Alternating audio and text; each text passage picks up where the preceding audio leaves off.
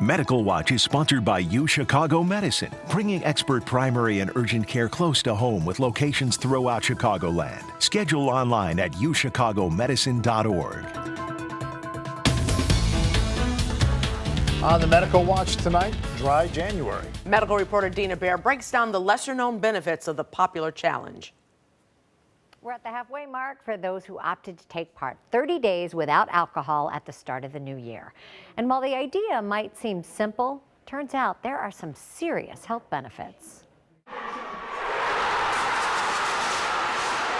They know how to celebrate. They like their beer. It goes well with the sports.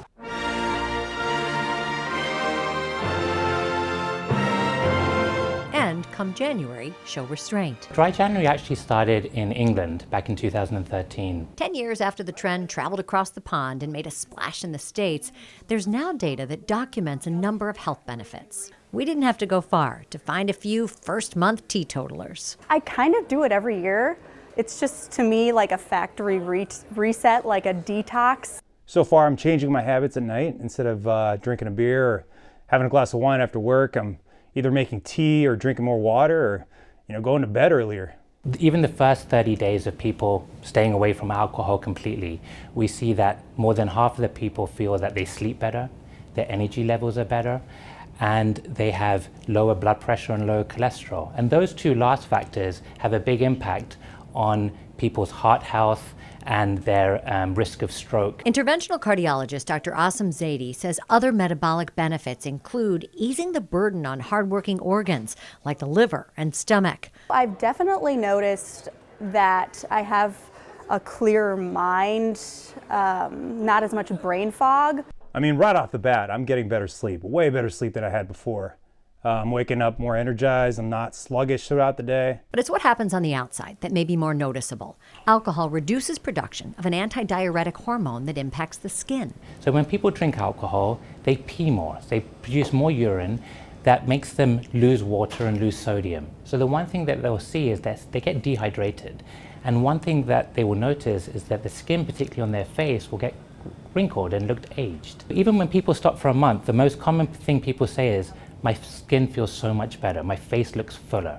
I've also noticed that my skin feels healthier, it looks a little bit brighter, my wrinkles are not as prominent. What's more surprising, a dry January can translate to less overall consumption in the months that follow.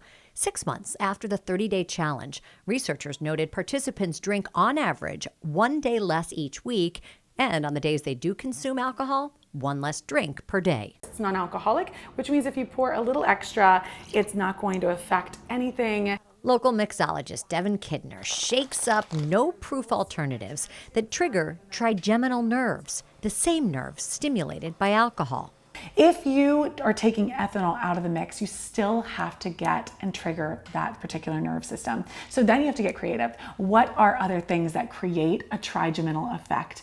Is it something that's going to be like the mouth-numbing effects of clove? Is it going to be something that's got like a lovely burn or a smack to the face that you really like? Go from low to high, make it rain. But for many, it's the ritual of the pour.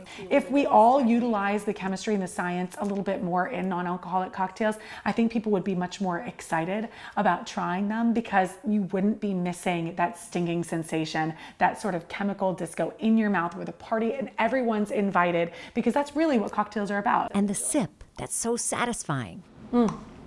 So good. If you've got a really cool looking no-proof cocktail that's coming in a cool glass, it's got a great garnish, that's got great aromatics, great flavor, and that kick in the back of your mouth when you drink it, you won't be missing anything because you are getting sort of the sexiness of cocktailing without the alcohol. If a mocktail doesn't do the trick, And often exercise can be just as good. And exercise actually releases a lot of hormones in the body that make people happy.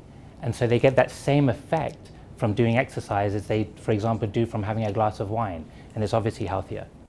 dry January is not for everyone. You should not go cold turkey if you have alcohol use disorder. It could actually lead to serious health problems like nausea, vomiting, confusion, even seizures and death.